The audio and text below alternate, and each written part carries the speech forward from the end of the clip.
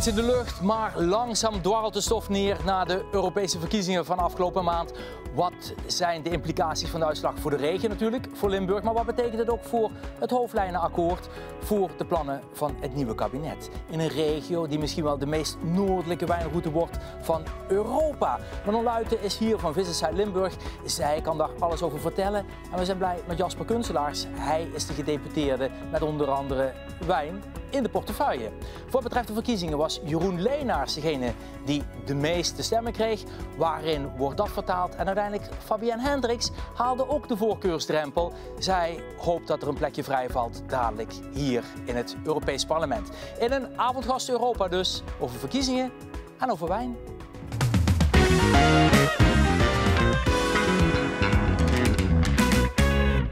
Ja, van harte welkom dus in deze nieuwe studio in het Europees Parlement. Heeft alles te maken met de verbouwing die er op dit moment plaatsvindt op de derde verdieping in onze traditionele studio. Maar graag schuiven we aan hier in deze nieuwe studio om de actualiteiten van de dag te bespreken. En die zijn er genoeg. Maar we beginnen met een rondje felicitaties. We beginnen bij Jeroen Leenaars als nieuwe vicevoorzitter van de EVP-fractie. De allergrootste. Proficiat. Ja, dankjewel. Was spannend. Ja, het is altijd spannend. Het is een fractie van nu 189 parlementariërs. Dus om naar een bestuur te komen is iets wat vele collega's willen. Dus het was een heel spannende stemming en ik ben heel blij dat het gelukt is. Ja, in februari eigenlijk werd al gekozen tot vicevoorzitter. Maar nu ga je voor de hele termijn. Ja. Zit er een verschil in status? Ja, zeker wel, denk ik. Kijk, ik heb het een paar maanden geleden overgenomen toen Esther de Lange vertrok. En Esther had natuurlijk op haar eigen capaciteit die plek altijd daar kunnen uitvoeren. Dus dit was voor mij echt op mijn eigen kracht in die zin. En dat betekent ook dat dat veel meer politieke geloofwaardigheid met zich meebrengt in die fractie straks. Ja, van harte proficiat. Dankjewel. En ook Fabienne Hendricks van harte proficiat. Want hoe is het uiteindelijk afgelopen? Waar ben je geëindigd? Nou, ik stond op plek 6 en ik ben inmiddels een plekje opgeschoven naar plek 5. Maar we hadden 4 zetels, dus ik kom er net niet in. Ja, en dan is het wachten op? Nou ja, dit nieuwe team gaat natuurlijk aan de slag. Hartstikke goed team. Maar het is niet onwaarschijnlijk dat in de 5 jaar er iets gebeurt waardoor ik misschien toch nog inkom. Ja, en dan is het even wachten tot er een plekje vrijkomt. Dat zou mooi zijn. Ja, daar gaan we het over hebben. Jasper Kunselaars, ook van harte proficiat met de nieuwe trainer van VVV, met John Lammers. Zeker. Nou, dankjewel. Op naar het kampioenschap. Ja, nou, dat kan natuurlijk altijd. En we uit proficiat met de promotie naar toch een beetje de Champions League van de Europese toeristenindustrie. Ja, dankjewel. Waar zit u in? Ik zit nu in de Board of Directors van Nextour. En dat is een Europees netwerk van toeristische bestemmingen. Ja, dadelijk gaan we het uitgebreid hebben over de ambities voor de wijnroute. Hè, want die willen we graag natuurlijk. Maar het is natuurlijk ook een beetje de tijd van het voetbal, van het Europees kampioenschap in Duitsland. Heeft ook wel een linkje met de politiek. Want Kylian Mbappé bijvoorbeeld, die sprak zich uit naar aanleiding juist van die uitslagen in de Europese verkiezingen. Want Frankrijk gaat opnieuw naar de stembus. En dit zei Mbappé. On sait qu'on est dans un moment très important de l'histoire de notre pays, une situation inédite. Donc c'est pour ça que j'ai vraiment envie de m'adresser à tout le peuple français et surtout à la jeune génération. Je pense qu'on est une génération qui peut faire la différence. Aujourd'hui, on voit très bien que les extrêmes sont aux portes du pouvoir. Et on a l'opportunité de choisir le futur de notre pays. Et c'est pour ça que j'appelle à tous les jeunes d'aller voter, de vraiment prendre conscience de l'importance de la situation. Ja, Kylian Mbappé dus altijd mooi als een sporter zich op die manier uitspreekt en zich ook een beetje kwetsbaar opstelt. En ik vraag aan Jeroen Leenaars, zo'n verkiezing in Frankrijk, we hebben natuurlijk nu de Europese uitslagen gehad, maar kan dat het hele speelveld nog veranderen? Nee, in dit geval niet, ook omdat het om de parlementaire verkiezingen in Frankrijk gaat. En het Europa-beleid, het bredere Europa-beleid wordt echt gevoerd door de president. Natuurlijk als president Macron heel erg verzwakt raakt bij de volgende verkiezingen, zal dat natuurlijk doorspelen ook naar zijn rol in Europa. Maar in eerste basis is het vooral echt een Franse aangelegenheid en een kans voor de Fransen om naar de stembus te gaan, zoals Mbappé dus ook oproept, wat heel goed is. En duidelijk te laten zien wat zij willen met Frankrijk. Ja, dat is duidelijk. Goed, we kijken naar de Europese verkiezingen en naar de uitslagen natuurlijk die nu ook definitief zijn, nu de Tweede Kamer erover gedebatteerd heeft, over die cijfers van de kiesraad. Dit waren de belangrijkste resultaten.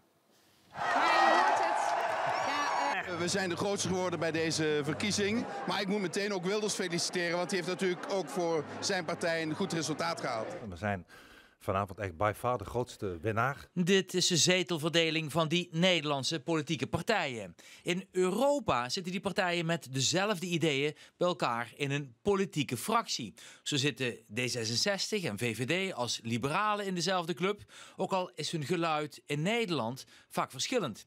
En dat geldt ook voor CDA, BBB en NSC, alle drie met christendemocratische wortels. Met niks, 2 zetels, gewoon volle bak 2 zetels. Maar Caroline moet wel eerst nog even op sollicitatie bij de EVP.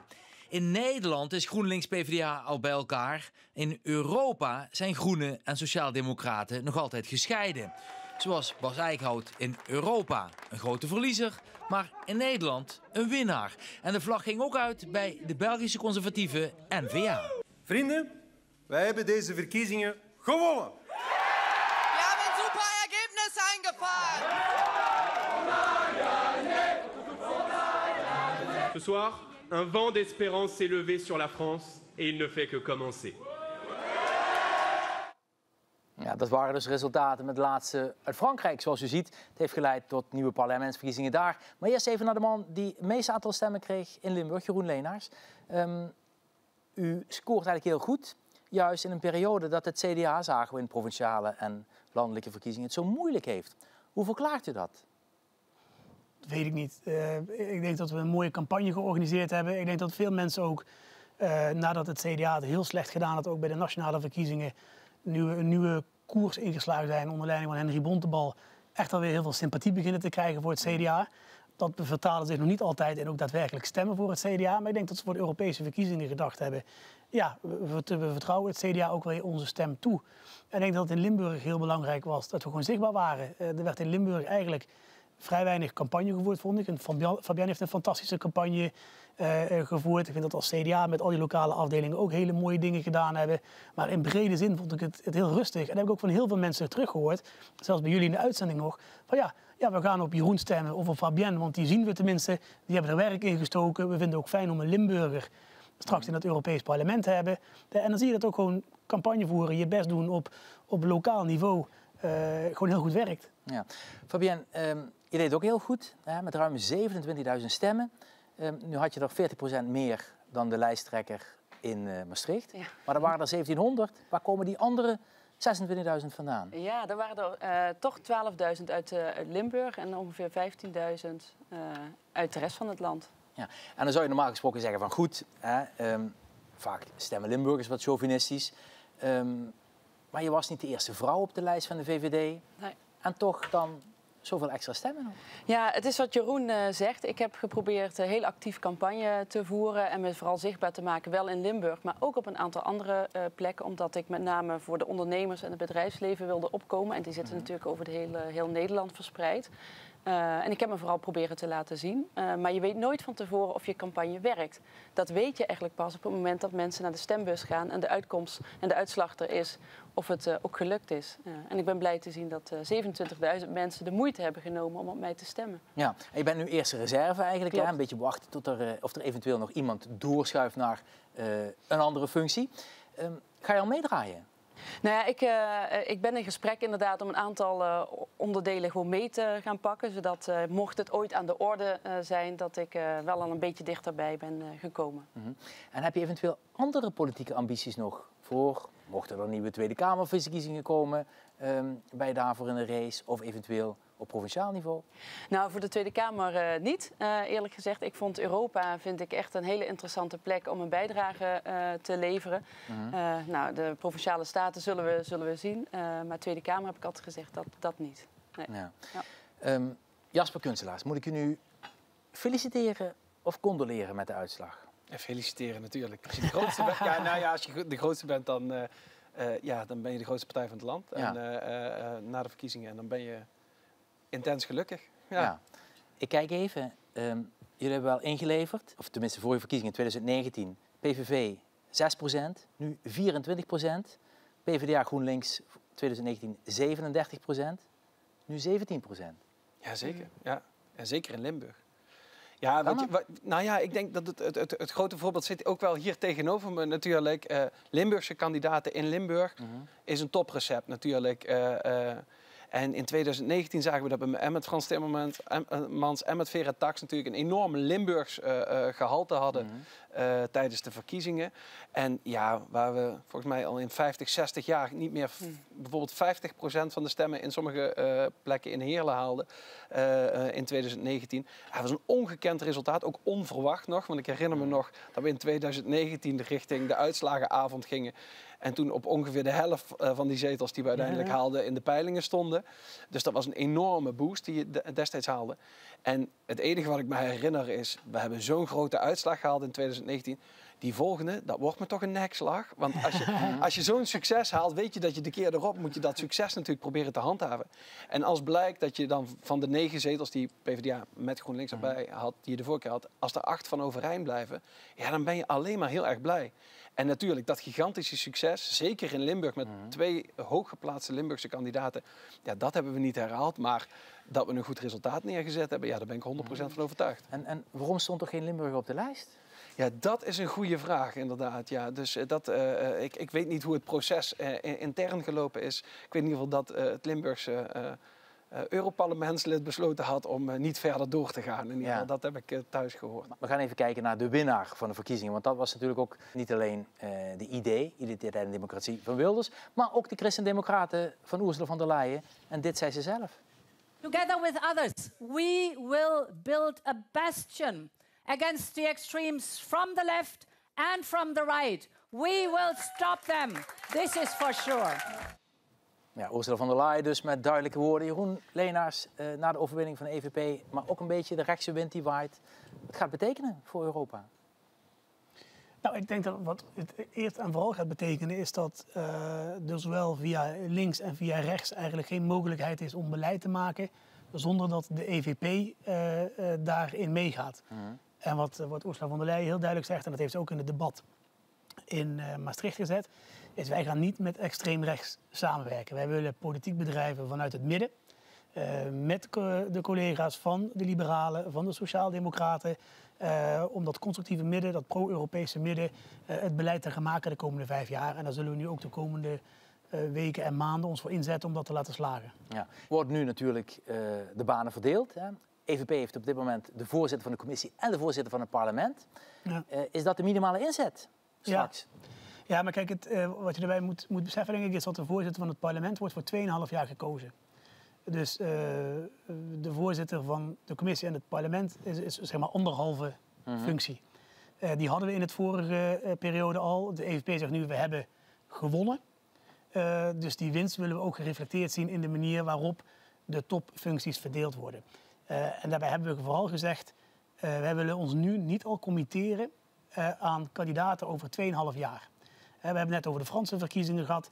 Er komen verkiezingen in Spanje aan. Er komen misschien nog verkiezingen in Duitsland aan. Over 2,5 jaar kan het politieke landschap in Europa er heel anders uitzien. En daar willen we ook graag gereflecteerd zien in die posten straks over 2,5 jaar. Maar nu? Nee, maar dat betekent dus nu dat wat wij gevraagd hebben is voorzitter van de Europese Commissie. Ook een duidelijke intentie voor Ursula von der Leyen, die ook gedragen wordt door heel breed in Europa. Roberta Metsola zal in plaats van het tweede deel van het mandaat nu het eerste deel van het mandaat voorzitter van het parlement blijven. En dan willen we graag over 2,5 jaar kijken of er wellicht de voorzitter van de Raad bijvoorbeeld ook van EVP-huis zou kunnen zijn in een situatie waar nu naar vooruitgekeken wordt, dat het zou kunnen zijn dat de helft van de ministers of de helft van de premiers in Europa van EVP-huizen is. Dan is het niet zo'n gek idee om de voorzitter ook van de EVP te laten zijn. Nee, maar Antonia Costa, die komt voor de club Jasper Kunstelaars van jullie. Ja. Portugees. Ja, mooi hè? É possível que a presidência do Conselho Europeu seja destinada a candidato socialista. Se o Dr. António Costa for candidato a esse lugar, a Aliança Democrática e o Governo de Portugal não só apoiarão, como farão tudo para que essa candidatura possa ter sucesso. Traditioneel powerplay is dit wat ik hier hoor, dus van de EVP-kant, zeg maar. Je moet onderhandelingen ook nooit te laag inzetten in het begin, hè? Nee, maar ik denk dat het ook wel het unieke positie van de EVP op dit moment aangeeft. Je kunt, als je zo groot bent, veel vragen. En ik denk dat de partijen, of het nou de liberalen zijn of de sociaaldemocraten, eens een keer rustig hun vingers gaan tellen hoe de kansen liggen. En dan wordt het een interessant proces hier, denk ik. Maar kijk, ik denk oprecht ook, het zijn onderhandelingen en die worden stevig begonnen. Op de lange termijn is het gewoon belangrijk voor ons en voor Europa dat er straks een pakket ligt waar wij tevreden mee zijn, waar de liberalen tevreden mee zijn, waar de sociaaldemocraten tevreden mee zijn, zodat we ook in goede harmonie gewoon de komende maanden en jaren kunnen samenwerken. En ik heb er ook van overtuigd dat volgende week bij de Europese top er een pakket gaat komen waar iedereen tevreden over kan zijn. Ja, dit is politiek op een wat hoger abstractieniveau. Laten we concreet naar Limburg gaan. Jasper Kunstelaar, en daarvoor zit jij aan tafel. Wat is er nu belangrijk voor Limburg met name in deze nieuwe constellatie? Het Limburgse belang in Europa is dan de vraag. Nou ja, er staan hele grote vraagstukken natuurlijk op de rol in Europa. Hoe gaan we aan de slag met processen rondom infrastructuur, rondom defensie? Want daar liggen ook bijvoorbeeld grote ambities vanuit de nieuwe kandidaat. Is Ursula nog kandidaat op dit moment? Ja, of is, nog wel. Maar in ieder geval, de plannen die zijn natuurlijk groots. En voor de Limburgse schaal zijn met name de infrastructurele vraagstukken van groot belang. Maar ook datgene wat er op het gebied van landbouw gaat gebeuren natuurlijk. Ja, dat zijn spannende processen die we nu in de komende periode gaan zien. Ja. Laten we even gaan naar de infrastructuur. Concreet. We hebben bijvoorbeeld de Maaslijn, die ligt in een Europees netwerk. De Intercity richting Aken wordt heel lang over gepraat al en veel over geklaagd. Hoe ziet dat eruit? Ja, de Maaslijn is onderdeel inderdaad van het TEN-T-netwerk dat we hebben in Europa. Ja, ik denk dat we nu met name de balans zien aan de ene kant tussen de ambities die er in Europa uit worden gesproken. Komen er nog nieuwe grote investeringen in infrastructuur die we in de afgelopen jaren wel gezien hebben natuurlijk. Dus gaat dat voortzetting krijgen? Dat is één vraag die we natuurlijk gaan zien. En de andere is, hoe vertaalt ons nieuwe kabinet in Den Haag die ambities die ze in haar hoofdlijnenakkoord hebben opgeschreven? Want ook daarin worden inderdaad de belangen van het Limburgse grensoverschrijdende OV in ieder geval benoemd. In Den Haag zijn ze vergeten daar geld voor uit te trekken. En dan kijk ik toch naar de Europese vertegenwoordigers om dat vooral niet te vergeten. Want we hebben geld nodig om die ambities die we hebben, of het nou intercities zijn van Eindhoven naar Aken, of van Venlo naar Düsseldorf, of van Antwerpen naar Weert en Eindhoven, om dat mogelijk te maken, want dat hebben we gewoon nodig. Maar hoe kun je zeggen dat in het hoofdlijnenakkoord met de nadruk op de verbindingen met onder andere ook de grensregio's, dat daar gewoon geen budget is uitgetrokken? Of te weinig in ieder geval? Nou, laat ik het positieve uit het hoofdlijnenakkoord pakken. Het is namelijk dat er wel degelijk in woorden is opgeschreven, regionaal OV, in provincies zoals Limburg, dat doet ertoe. Daar moet verder in geïnvesteerd worden, de bereikbaarheid van het platteland. En ook het grensoverschrijdende deel moet worden aangepakt. Het enige nadeel is dat als je de financiële paragraaf van het hoofdlijnenakkoord leest, dat daar geen extra middelen bij zitten. En dat betekent dat ze in Den Haag een lastige keuze gaan hebben. Dus ik ben heel nieuwsgierig hoe men dat, hoe nieuwe minister, Madlener zal het zijn, hoe die dat gaat invullen op INW. Want dat is een grote uitdaging. Ja. Zullen we naar de wijn gaan? Yes. Goed idee. Ja, wat heeft iedereen wel zin in inderdaad. Limburg als meest noordelijke wijnroute van Europa, in samenwerking dus met Vlaams-Brabant en met Belgisch Limburg. Roberto Metsola, de voorzitter van het Europees Parlement en nu dus ook opnieuw kandidaat voor die positie, die kwam al even proeven, kwam al even kijken in Rolduc in Kerkrade. Yeah, it's true. My husband loves wine. Okay, maybe I shouldn't say. A wine of this area. Nice. Rolduc. Oh, and it's in order right, of a new perfect project. timing. Yes. Oh, really? It's for a new project, an European project, which is called the Wine Street. De voorzitter van het Europees Parlement krijgt in hoogst eigen persoon een huiswijn van Rolduc om het project op de kaart te zetten. Nou, het is een project van 3 miljoen, waarvan 50% wordt gefinancierd door Europa. En de andere gelden worden door de partners ingelegd. Well, first of all, regional funds have been used or dedicated especially to help local communities, local initiatives, whether to do with the environment, with agriculture, with local products, protection of what makes us diverse. Each and every part of Europe has something that connects it, either with food or with a specific drink or with specific traditions, anything. And the European Union is proud of that. When we say united in diversity, that is precisely what we mean. And when we look at how funds can be best utilized, we have recognized for a long time that if you touch the very heart of communities and you touch the very reason why people love to be where they're from, then you can really show that Europe is tangible in a way that is positive. Sinds 1106 is Rolduc verbonden aan de wijncultuur, toen nog als abdij Kloosterrade. Achter het huidige klooster worden nog steeds druiven verbouwd voor een wijn uit eigen huis. Het maakte Rolduc een ideaal startpunt voor de ambitieuze nieuwe wijnstraat tussen Nederlands-Limburg en Vlaanderen. Omdat ze hier een wijngaard achter hebben liggen en ook wijn vanuit het verleden ook in de geschiedenis van Rolduc is. Die is pas op vat. Je ziet ook dat hij nog wat troebel is. Dat zijn gistcelletjes die rondzweven.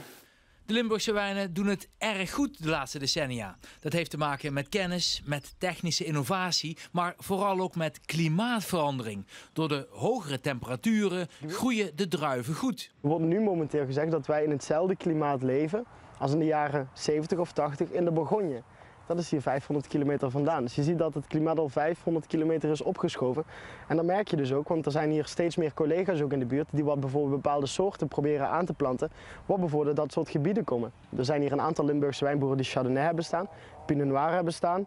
Dus daarom zie je dat het schuift helemaal op. En dat geldt ook voor de collega's in Vlaanderen. En die 4 wijngebieden van Hageland, Haspergouw, de Belgisch-Nederlandse Maasvallei en Mergeland Zuid-Limburg worden nu aan elkaar gelust. You know, sometimes we talk, and this is also a responsibility of us as political representatives. We sometimes talk only about the European Union when something is not going well or when something could be done better. But here is a real tangible example of where Europe matters. And if funds can go to help a local product survive, be created, to really showcase what we're best at, then of course we need to work harder at that. Roberto Metsola dus vanuit Kerkrade. Manon Luijten, van harte welkom. Mooie ambitie, mooie gedachten, mooie ideeën. Wat wordt het? Het wordt een lange fietsroute die vanuit Hageland eigenlijk door Belgisch Limburg loopt naar Nederlands Limburg en daar een mooie verbinding legt. En het is een manier om de wijngebieden te gaan ontdekken met een diversiteit, maar ook hetgene wat we gezamenlijk hebben. En dat is een wijncultuur en een wijnverhaal. En er komen er eigenlijk 3 wijnhubs, zoals jullie het noemen, in Limburg. Wat komt er en waar? Ja, in Limburg hebben we 3 plekken waar een wijnhub komt. Dat is bij Rolduc, zoals jullie gezien hebben. Bij Abderij Rolduc, daar ligt een lange wijnhistorie, dus daar komt eentje. Dan hebben we in Meersen, in het centrum van Meersen, komt een pand waar ook een wijnhub komt. En bij ons VVV-kantoor, bij ons Visit Limburg Experience in Gulpen. Ja, Fabienne Hendricks, word je nog wel eens aangesproken? Op het moment dat je zegt dat je uit Maastricht komt, dat mensen dan zeggen van, oh, die en die wijn, die ken ik ook. Nou, het valt mij wel op dat steeds meer mensen de wijn herkennen. En wat ik zelf heel leuk vind, ook in het filmpje, zat de Apostelhoeve. Daar ben ik opgegroeid. En daarvoor kochten ze vroeger appels, toen ik klein was. En dat hebben ze dus helemaal omgegooid naar wijn. En ik vind dat wel heel erg leuk. En als ik ergens ben, dan geef ik ook vaak een Limburgs wijntje cadeau. Als ik ergens op visite ga bijvoorbeeld. Ja, heel goed. Nou ja, dat wordt dan steeds makkelijker. Want jullie gaan er daarmee beginnen, hè, samen met Belgisch Limburg en Vlaams-Brabant. Wat is de gedachte van hoe kunnen we die wijnroute ontdekken? Doe je die in 1 keer of doe je die stukje voor stukje? Of is het meer een gedachte van een totale branding? Komt een fysieke route. En dat wordt een fietsroute op basis van knooppunten. Dus de fietsknooppunten die gaan het hele verhaal verbinden. We zoeken ook naar een duurzame manier van vervoer, dus niet met de auto. En het idee is om daar meerdaags toerisme mee te gaan stimuleren. Dus er komen meerdere wijnhubs, ook aan de Belgische kant. Waardoor je dus eigenlijk trajecten kunt gaan ontdekken. En vanuit die wijnhubs de achterliggende gebied kunt gaan ontdekken. En daar liggen dan ook meestal de wijngaarden, denk ik. Ja, en hebben we in Limburg natuurlijk nog veel meer wijngebieden. Bij de Vromberg of in Veilen, Ubersberg. Kunnen die zich ook aansluiten? Zitten die ook in dat traject? Waalwieler? Het is de bedoeling dat we alle wijngaarden erbij gaan betrekken die erbij betrokken willen worden natuurlijk. We gaan een soort wijnecosysteem ontwikkelen waarbij we een soort van kennisdeling met elkaar kunnen gaan doen. Dus ook arrangementen kunnen gaan ontwikkelen gezamenlijk. Waardoor die wijnstops, zo worden ze binnen het project genoemd, dus ook echt betrokken gaan worden bij het hele project. En er zijn ook mogelijkheden door middel van een soort van vouchersysteem om te kijken van hoe kunnen we die ondernemers dan gaan helpen door hun beleving professioneler te maken. Ja. Jasper Kunstelaars, u bent een beetje chef wijn van de provincie. Hoe past het binnen, laat ik zeggen, het bredere beleidsterrein? Ja, ik begon deze periode als gedeputeerde landbouw, maar het lijkt zich inderdaad ook nog... in Duitsland hebben ze wel eens een minister van landbouw en wijn. En dat begint in de provincie dan nu bij gedeputeerden ook zo te gelden. Het past in het bredere beleid, omdat wij willen graag dat wijn ook een onderdeel wordt van het diversere landbouwlandschap wat je probeert te creëren in Zuid-Limburg. Een mooie motie nog afgelopen maand van de BBB, van mevrouw Van der Pol in de Provinciale Staten. Gebruik de wijnbouw nu ook als een alternatief voor jonge boeren die willen switchen van product dat ze willen maken. Geef het een kans en zorg dat je als provincie daar ook achter gaat staan. Nadat je natuurlijk ook het prachtige initiatief van de Wijnstraat omarmt en daarmee aan de slag gaat. Want wijn past niet alleen in de landbouwkant, maar natuurlijk ook uitstekend in die toeristische brandingskant. En Limburg is daar uitermate voor geschikt. Nu hoorden we in het filmpje al dat het een Interreg-project is. Het komt uit de Europese structuurfondsen, tenminste voor de helft. Hoe gaat zoiets nu? Hoe kun je zo'n project aanmelden en uiteindelijk ook erkenning krijgen? Nou ja, we komen nu, het Europese deel is zeg maar volbracht. En we komen nu op het punt dat we in Nederland de projecten moeten gaan toekennen. En dat laatste stukje, dat zijn we nu aan elkaar aan het puzzelen. Om dadelijk ook allemaal die projecten hier van de grond te krijgen in onze mooie provincie. En ik hoop dat we dat nog iets breder kunnen trekken. Dus dat we dat toeristische en economische component waar we wijn voor inzetten, dat we die ook nog naar dat landbouwdeel kunnen oprekken. Zodat we daar ook nog die extra boost geven. We zijn al in 5 jaar tijd van 24 naar meer dan 40 wijnboeren gegaan in Limburg. Laten we ons inzetten om te kijken of we er daar nog een paar bij kunnen krijgen. Ja, en mevrouw Luit, hoe kwamen ze nu bij jullie terecht? Vanwege dat Nextour-netwerk waar we in zitten, daar zitten partners in van Toerisme Vlaanderen, die ook project zijn in het project. En die hebben ons benaderd, want we willen wat met onze wijnkastelen. En jullie hebben ook mooie wijnregio, kunnen we dat niet met elkaar verbinden? En van daaruit zijn we begonnen met nadenken en een project gaan schrijven. Ja. Nu doen jullie dit als Interreg-project, als Europees project. Er zijn er nog een aantal, in totaal 4 op dit moment. Er is onder andere ook het Maasland Millennium vanuit Echt-Zusteren en Sittard-Geleen. Wat is dat precies? Nou, we hebben in Zuid-Limburg een route die heet Route voor Verwondering. Die verbindt het religieus erfgoed en die maakt het erfgoed toegankelijk met een mediatour en een audiotour. En daar willen we een extra lus aan maken, waarbij we dus eigenlijk grensoverschrijdend gaan naar Mazeik en naar Zelfkant. En dus komt er een extra lus die we gaan ontwikkelen samen. Ja, met Echt-Zusteren en Sittard-Geleen. Natuurlijk. Op die manier worden die verbonden. En er kan een wijntje ook bij. Tuurlijk. Religieus verleden naar wijn. Met hoeveel wijntjes kun je nog op de fiets? Laten we zorgen dat we het wel allemaal veilig houden. Ja. Dus een beetje proeven en dan weer fietsen en veel water drinken tussendoor. Jasper Kunstelaars, wat is een beetje het tijdspad van het hele traject en project? Ik hoop dat we alle zaken rond de Wijnstraat, dat we in de komende periode dat wij actief zijn als college in de provincie. Laten we zeggen dat we met het oog op 3-4 jaar, dat we dan een heel eind op vlucht moeten zijn in dit Het project heeft een looptijd van 3 jaar, dus dat moet lukken. Dat is dan precies op 2027. Laten we dat dan mooi matchend met elkaar maken, dus dan is hij klaar. En er komt er nog een onderzoek nu, zo dadelijk. Wat gaan jullie onderzoeken? Nou, we gaan kijken waar de verbindingen liggen. Dus waar zijn we overeenkomsten tussen die gebieden? Waar zijn ook de verschillen tussen die gebieden? Want als je een hele mooie lange wijnstraat gaat maken, dan liggen 4 verschillende bodemsoorten. Dus de terroirs die zijn van groot belang. En die zorgen ook voor een speciaal smaakje aan de wijn natuurlijk. Dus daar gaan we echt kijken van waar zit dat verhaal, waar zijn de overeenkomsten, waar zijn de verschillen, zodat we daar ook de storytelling aan vast kunnen hangen voor de gasten die het gebied komen ontdekken. Ja. Fabienne Hendricks, een vraag aan jou. Je vertelde van goed, ik groeide op bij de Apostelhoeve, dus ik ken het eigenlijk van heel dichtbij. Ja. Maar je bent natuurlijk ook een hele tijd weg geweest uit Limburg. Klopt. dat geeft je ook vaak het beste perspectief op de provincie. Hoe zou Limburg zich voor jouw gevoel moeten profileren juist? Wat zijn de kenmerken waarvan je zegt, die moet je eruit lichten eigenlijk? Juist met het perspectief wat ik van buiten heb. Nou ja, ik vind sowieso dat Limburg zich ontzettend ontwikkeld heeft. Ik ben 15 jaar weg geweest, dus ik heb echt enorme stappen en veranderingen zien doormaken.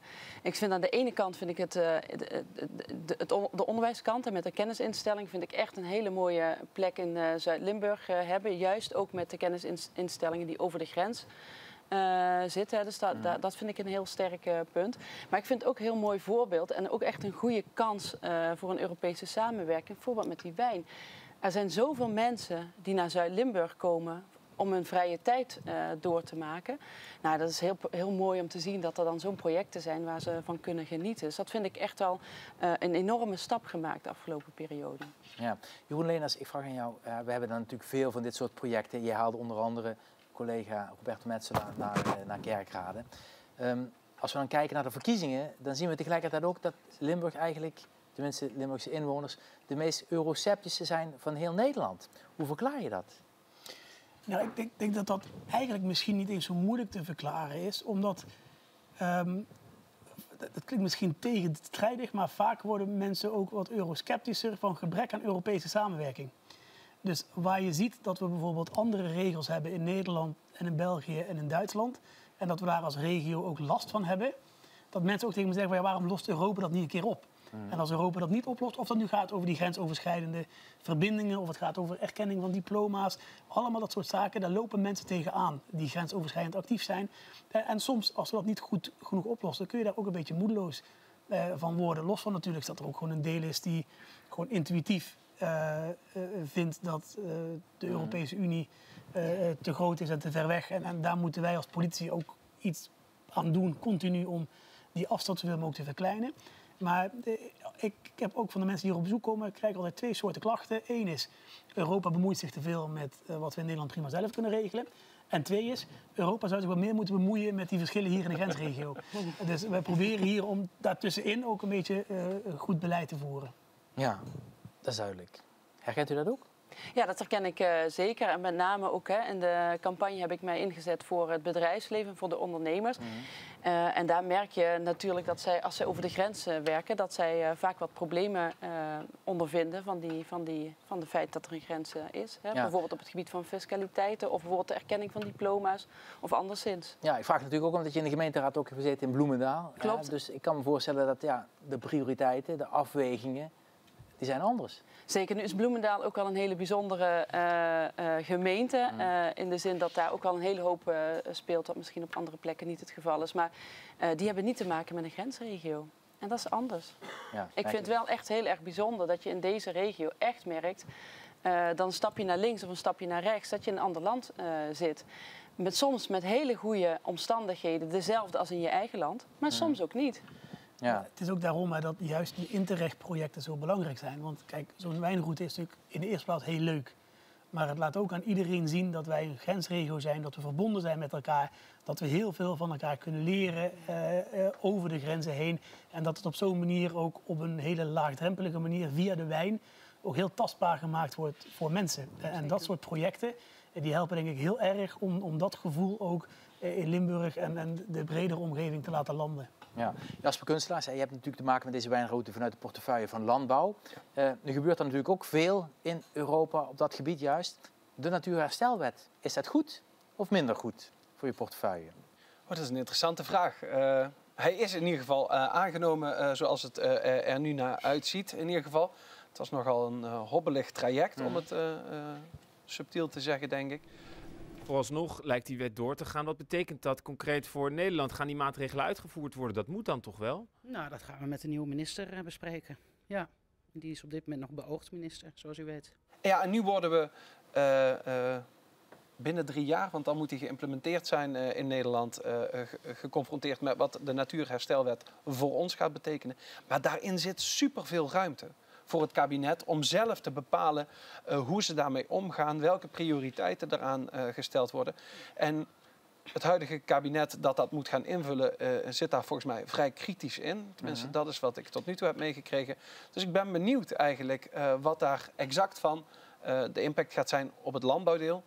En ook op de delen natuurlijk die met natuur zelf te maken hebben. Ja. Verwacht je dat het nog een impact gaat hebben op de Limburgse boeren die zich willen laten uitkopen? Ik denk dat de agrariërs die in de stoppersregeling zich hebben ingeschreven, dat die een heel proces hebben doorgemaakt om te komen tot een keuze om eventueel te stoppen. En ik denk dat het deel dat besloten heeft om te blijven ook een heel proces heeft doorgemaakt om te willen blijven. Ik weet niet of een nieuwe wet daar heel veel verandering in gaat brengen. Ik denk dat degene die wil blijven in ieder geval enthousiast bezig is met ondernemen en wil kijken waar zijn kansen liggen. En degene die stopt, blij is dat hij een knoop door heeft gehakt. Ja, vraag nog even aan Jeroen Leenaars, want jullie zitten nu samen in de club met BBB en NSC. Hoe gaat dat als het gaat dan over die natuurherstelwet? Is iedereen... We hebben gisteren gestemd om ze toe te laten. Dus ik heb nu precies 18 uur ervaring met hoe het is om met BBB en NSC in een fractie te zitten. Dus ik kan daar nog niet zoveel over zeggen, eerlijk gezegd.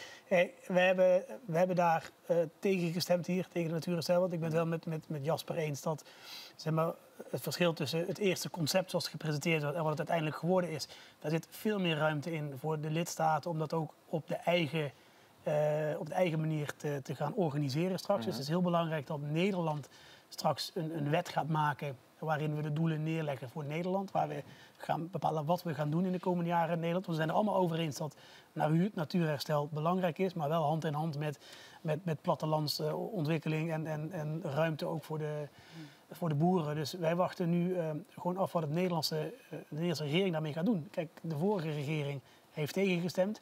Ik heb niet het gevoel dat de nieuwe regering noodzakelijkwijs een veel grotere fan is van de natuurherstelwet. Dus we zullen daar ook gewoon politiek in Den Haag mee aan de slag moeten wat we nu gaan doen. Ja, dat is duidelijk. Mag ik jullie heel veel succes wensen? In Dankjewel. al de plannen, de avonturen. Wij wachten nog op het glaasje wijn. Ik heb hem niet bij me. Ik heb nog een eentje toevallig. Nee, ik dacht dat had jij verzorgd. Nou, vorige keer had je collega Simone een hele goede wijn geregeld voor Roberto Metsola. Maar die houden we dan de volgende keer. Spreken we af. In september starten we gewoon het nieuwe seizoen met een glaasje wijn. Waar dan ook vanuit Limburg. Heel veel succes, jullie alle vier. Dankjewel. En tot zover ook deze aflevering van Avondgasten Europa. We zijn op een korte zomerstop en dan zijn we in september natuurlijk weer terug. Kijken we naar alle Europese zaken die relevant zijn voor de regio en voor Limburg. Ik wens u een hele fijne avond. Dag.